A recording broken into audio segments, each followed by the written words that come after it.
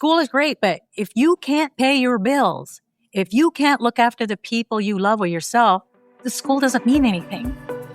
How can a set of skills lead you down the path to success? That's what we're setting out to answer on the EdUp Canada podcast. I'm your host, Michael Sangster. Join me as we unpack how leaders around the world have taken training and skills and turned that into a lasting career. Now let's learn together.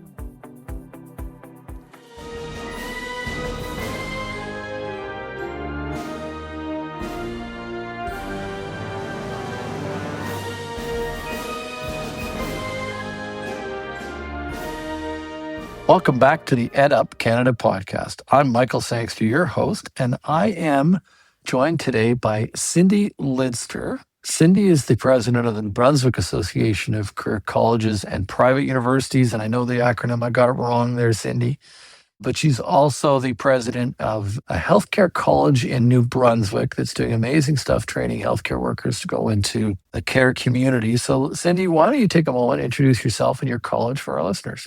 Michael, thanks for asking me to join you and have this opportunity to talk a little bit about the school and some of the things that are happening here in New Brunswick. You're right. I'm the president of the New Brunswick Association of Private Colleges and Universities, which is like super long. I could get the New Brunswick part right. And then same with the college. I'm the president and founder of the Atlantic College of Applied Health Sciences. Again, really long, but when we put the name together, we weren't thinking about marketing. We were trying to think about who are we?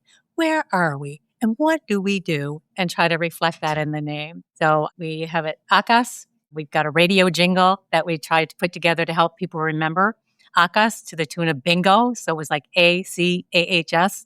That did help people remember it a little bit better. Yeah, so I'm happy to be here. Talk to me about what you're doing. What's your passion about why you're doing this? You could be doing other things. You're an entrepreneur. You've got skills. I've gotten to know you fairly well. Why are you doing this for a living? Because it needs to be done. Want to stay not on top of things, want to stay ahead of things. Back in 2014, when I was teaching at the University of New Brunswick, the Bachelor of Nursing program, myself and a couple of other professors, we were looking at the current healthcare system, again, 12 years ago, and we thought, where's this healthcare system going? Like, we're already broke. We can't sustain and pay the amount of money that, our healthcare providers deserve. So we felt two things. We felt that the future of nursing was going to be delivered primarily through the hands of PSWs or CCAs or HCAs, province to province. This title of healthcare aide or support worker varies. We felt that the future of nursing, that hands-on nursing is going to be delivered by this discipline under the guidance and supervision of RNs and LPNs. And then we also felt, because as educators and part of our mandate to be teaching, instructing at the university levels, we always had to be doing continuing education to build our curriculum vitality or curriculum, our CV. And one of the things that we felt that this whole notion of getting into a car and driving into a building at 9 o'clock in the morning with 400 or 500 other students to sit and listen to a lecture was going to be, for the most part, in the past. We felt the future of education was going to be primarily delivered through online education, distance-based. So we did that in 2014. So when the pandemic hit, that was our silver lining. We were ready to go. We already had our student information in sync with our learning management system, in sync with our website. We had, everything ready to go. So we felt that the future of healthcare for nursing was going to be PSWs. We felt if we didn't recognize that before everybody else, someone would. We also felt the future of education being delivered primarily, with exceptions, through online, someone else is going to do it. We wanted to be the first ones to do it down here in the Maritimes. So it's about doing the right thing. It's about public safety. It's about making a difference. We're working on the college name, Applied Health Sciences. So what that means is it's applied hands-on. So we want to be the front runner in educating our graduates to do the hands-on delivery under the care and supervision of regulated healthcare professionals. We also wanted to feel there's lots of great schools out there, lots of great programs. And when we came up with this, we thought, everybody's going to be all over it. But I don't think anyone notices that our motto is under our ACAHS logo. It says attitudes, knowledge, and skill. Ask. So we wanted our motto to be ask. We want our students to be asking questions before they come. We want our students to be asking questions during their education. We want our graduates to be asking questions. But we want it to address the attitudes The skills and the knowledge, they're what they are. We didn't create for any discipline what it is you need to be able to know or what you need to be able to do. But why our school? The difference is the attitudes. We really want to instill professionalism and those soft skills into our graduates. Talk to me for a minute about why you're so involved in the association with other leaders from our sector in New Brunswick.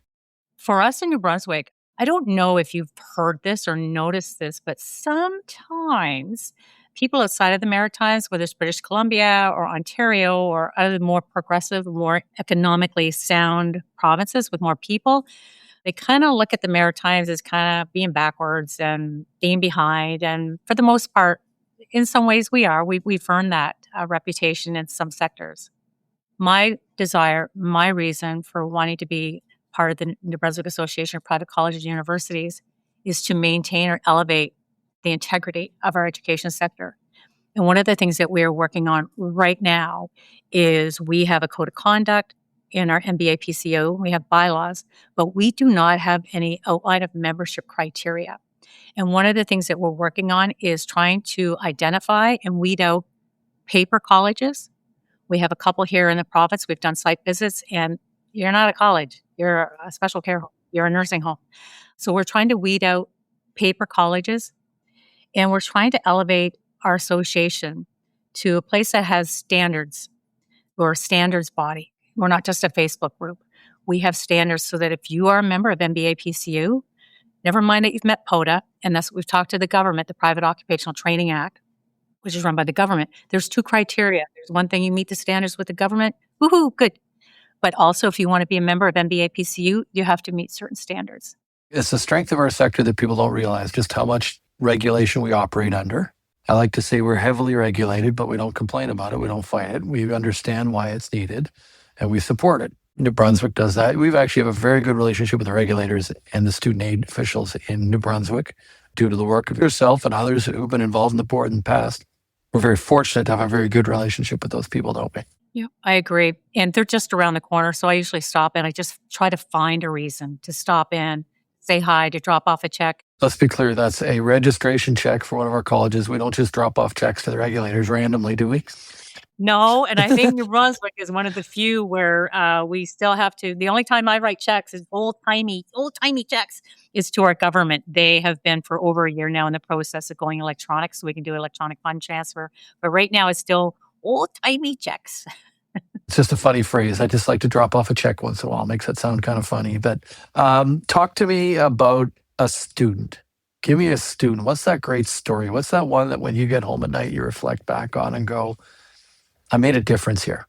Because one of the things about our colleges is we're smaller, we're agile, we're nimble, we move quickly, but that small class size, you really develop not just a student, teacher, college, individual relationship. You develop friendships, don't you? I know it sounds corny, but we tell people, you can go to other schools, but we're going to love you. We're a small school. We're a boutique. We can pivot. We can't do a lot of things that the big colleges can do, but we can do a lot of things the big colleges can't. We're going to care about you. And if you want to go somewhere where they don't care, go ahead. They're good schools, but we know you by name. When you talk about different stories, Michael, there's so many. There's two right now that I'm working on just to see how it ultimately lays out, where we have two students from Nepal that moved up to Ontario. They were living in Scarborough, and they were here on work permits in the hospitality, no longer leading to PR. So these two young girls, 22 and 23 years old, gave up their home. They were living in separate residence. They gave up where they live in Scarborough, their jobs, and they saved all their money, and they have moved here to New Brunswick to take our personal support worker program and to also have their practicums with the facility that we hope will all be able to offer them full-time work that leads to PR. But we always tell them, we're not an employment agency. We're not going to get you a job. And we are not IRCC. We're not authorized to talk to or promise you any PR. But what we can do is get your practicum experience with a facility, one of our partners that we know they're open to permanent residency support, but the rest is up to you. You have to shine. You have to work harder, smarter. So they both went to two separate facilities. The people there love them. They're like, as soon as we have a job, they want to offer them full-time work that leads to PR. But it's these two best friends that they've come all the way from Nepal, and they've given up everything, and they're coming down here, little New Brunswick. with the hopes for full-time work. And we want them to succeed. And also some of the messages that I hear you speaking to about people are changing, our students are changing their needs. We need to pivot. We need to reduce barriers. If we can do online, if we can do some things asynchronously, if we can provide a lab on a weekend instead of Monday, whatever we can do to accommodate their schedules as parents, as providers for their loved ones, their mom or dad, or working, because we tell them school is great, but if you can't pay your bills, if you can't look after the people you love or yourself, the school doesn't mean anything. You have to meet those basic needs before you're going to be able to focus on an education. When is your next cohort starting? We have open enrollment. So when we first got our DLI, Designated Learning Institute with IRCC, we used to have specific cohorts. We'd have a fall, winter, and a spring cohort. Because of the PALS, provincial attestation letters, our groups are so small. I think we've got 10 that we could take in this year. But the government has said, Cindy, if you get more than 10, we do have a pool that we can draw on. So that's comforting. So we no longer have cohorts. We have open enrollment. So our students, they can start because we don't have scheduled in-classroom delivery. We have pre-recorded webinars. We have our lectures recorded. We have all our testing online. We tell students, if you study best at 2 a.m, do it. Or 2 p.m, you have access to an instructor Monday through Friday between 9 and 5 via Zoom, Teams. We give out our phone numbers. The instructors at first are like, they get my phone number? Yes, they do. Students start calling us and say, so how are you today? What'd you wear today? What'd you think of that hockey game? Which we're not talking about. Not today. Students call us because they need something, and we need to make sure, because a lot of our theory, not the practicums, they're in person, but the theory is online. It is essential that our students know who to reach, they can reach them, and they get an answer. I know I'm in the medical assistance in dying program with Queen's University, and it drives me crazy when I have a question or I need to talk to somebody. I can't reach someone, so we give out our cell phones. When someone's in need, they need help, and they want to have it at that moment so they can learn what they need to learn. So all of the modalities you're talking about, the way you're teaching these programs, those have all been approved by the government of New Brunswick for the programs that you're operating. Does it have a third-party accreditor for that one of those programs as well, or these are just ones that are approved by the province? None of them are regulated yet. So because they're not regulated, we don't need, but I had a conversation with Joanne Graham, who's the executive director of the Association of New Brunswick LPN. She and I have worked on committees for years. We had a conversation last week, and she said they're open to having a third LPN college or third college. Because right now in New Brunswick, if you want to be an LPN, you either go publicly to NBCC or you go privately to Olton. They have waiting lists they can't accommodate. So that's what we're working on starting this week, the proposal for that. There's no doubt that there is a need for nursing training across this country. I saw a statistic the other day that was quoted to me, and I got to get to it, but there was a one province in Canada, I won't name it, who doesn't have an ECE shortage. They have never refused career colleges from training ECEs, early childhood educators, where in other provinces there's been restrictions, but they've just never had a shortage because they've all been allowed to train it, and therefore there's enough capacity in the system to train. That's what our colleges are really good at. That's what we did in COVID. Stepped into the void when there was huge needs for PSWs, healthcare aides, continuing care aides. I always say that's one of the most Canadian things ever is watching us have the exact same job with 3 titles in every province and country. In the country for healthcare aides, PSWs, we can't quite figure it out, but we're really good at this kind of thing. But I want to stress that regulation because that regulation's in place for all of the programs and the different ways that it's being taught for your students. Talk to me about Cindy for a minute. Talk to me about a skill that you think has made you successful and whether it's something you just inherently had or something you've developed over your life. I always say there's no room I can't walk into and start talking to people, and it's been a gift I've had since I was young. No restriction in being able to just start chatting with people, and it's helped me be a success at some things. So Cindy Lidster, what is one of the things a student should think about as a skill set that's made you successful? I think being able to think outside the box and see things differently. And over the years, I doubted myself. And I think when I turned 50, that was one of the things. It was like, okay, what have I learned? What have I learned? And what do I want to do about it with the next X amount of years I have? Is to not doubt myself. There were things as a nursing student, I remember saying, you're not making us wear any gloves. This was 30 years ago when we give an injection. I remember saying to my instructor, we're going to be piercing them. Shouldn't we wear a glove on at least one of our hands? And they're like, Oh my gosh, yes. So in different things. And so when it came down to the college and having this belief that the future of education was going to be distance based, that the future of nursing was going to be delivered hands on through PSWs, I believed in it and I followed through with it and I didn't doubt myself. So I think one of the things that's helped me is I don't give up. And if you say no, all right, that's okay. Go ahead, maybe. And when you talked about regulation with the colleges, yes, it is hard and it should be hard. It shouldn't be easy for people to be able to just step in and do this. People need to earn the right. They need to have skin in the game. And I'm okay with things being difficult, not impossible. I'm okay with things being a little bit difficult because I'll do the work. And I think just the whole thing, trying to treat people how you want to be treated.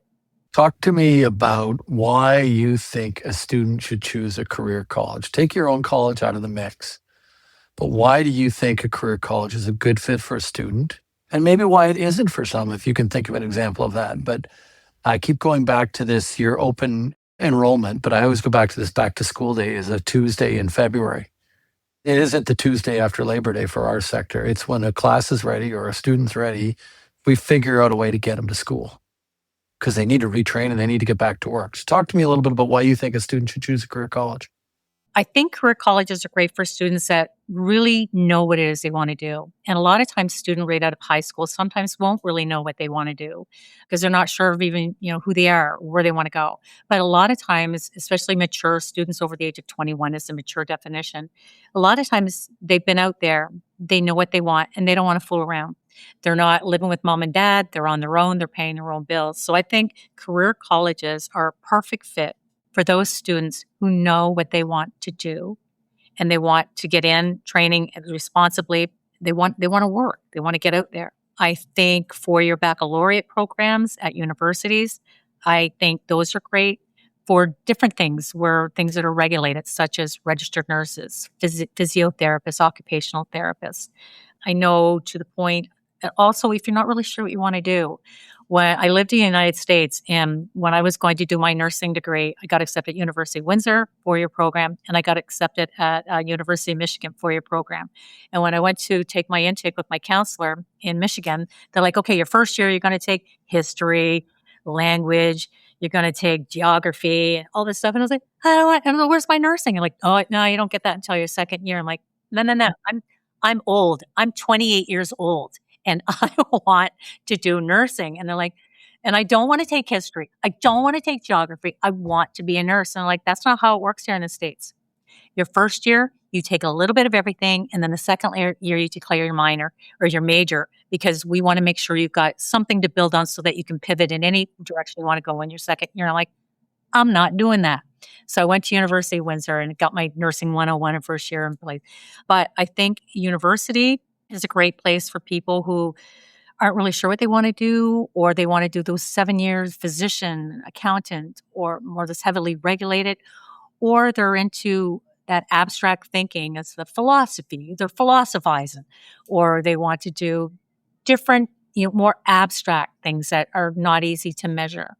We always finish with this question because one of the things about a career college is we get mentored by our students about life lessons, but our students get mentored by us. So talk to me. We like to get people to get a little bit personal. A mentor in your life that's impacted you. My mentor from day one has been Dale Ritchie.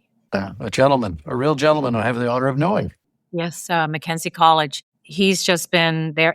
And Stuart Bentley as well. I met Stuart in 2018. I went to a NAC event and we hadn't found at the college yet. We just were, looking at doing it. And Stuart treated me as respectful and with as much attention as he does today as he and I sit on the board together. He's my board chair and technically my direct boss on the board. So I think you're absolutely right. Stuart is a wonderful human being and an articulate, smart, good-looking man. And I'm just trying to think what other nice things I can say that'll be on the record for when they do my performance review at the end of the year. But talk to us a little bit about why you chose those two. Stuart, I've known him now 7 years directly. And again, the fairness and the kindness when the government was putting in new regulations, which are still in place for more security bonds and stuff. And Stuart's saying, well, I'm concerned there's some colleges in New Brunswick that the revenue is less than 500,000 a year, that they may not be able to keep up with this. So he really cares about the little guy versus seeing them as, we're big, let's squash them and get them out of the competition. Dale has been wonderful because Stuart's up in Ontario. Dale is just in Moncton. Dale has been more of a direct day-to-day mentor for me as far as bringing me into the MBA PCU Association. When I've asked him, what's an articulation agreement? He hasn't looked at me like, well, you should know this. He's like, well, here's what it is. Do you want to do? He's opened his arms up and brought me to a school and introduced me to his staff as if I mattered just as much as everybody else does. And he and I still talk. We check in.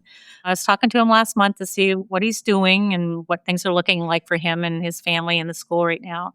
So, yeah, I would say Dale and Stuart very much. Quick message. Let's sign off with something punchy. Give me a quick message for our listeners. Maybe it's somebody in the business community. Why do you want to hire a graduate from a career college? Me being in the healthcare sector, it's about public safety.